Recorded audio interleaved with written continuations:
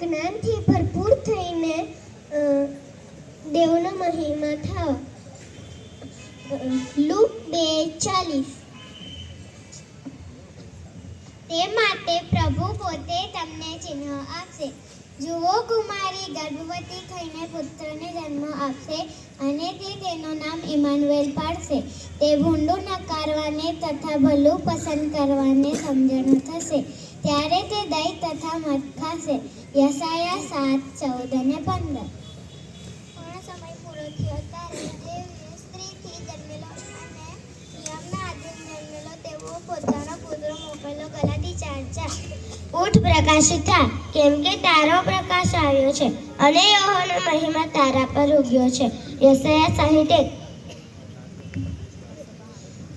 તમારા માટે ખરી નિશાની એ છે કે તમે એક બાળકને ગોબરમાં કપડામાં લપેટેલો ગોબરમાં સૂતેલો જોશો. માથી 1.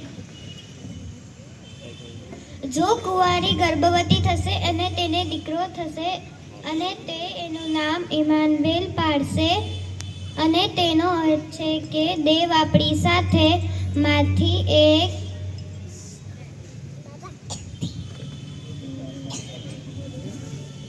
1:23.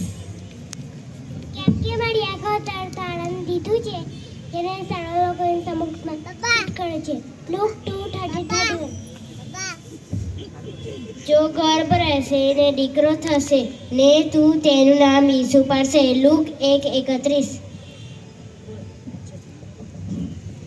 અને તેઓ તારાને જોઈને મહાન આનંદથી હરખાયા. દેવ પીતી છે.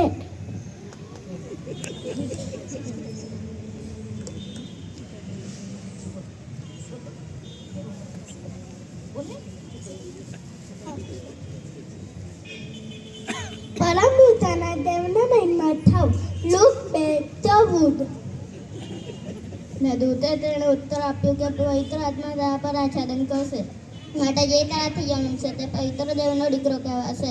લૂક 1:35. કેમ કે દેવે જગત પર એટલી પ્રીતિ કરી છે કે તેનો એકાકી જનિત દીકરો આપ્યો. તે સારું જે કંઈ તેના પર વિશ્વાસ કરે એનો નાશ ન થાય, અનંત જીવન પામે. યોહાન 3:16. યહોવા મારા પાલક છે. દૂતે તેની પાસે આવીને કહ્યું કે હે કૃપા પામેલી, સુખી રહે, પ્રભુ તારી સાથે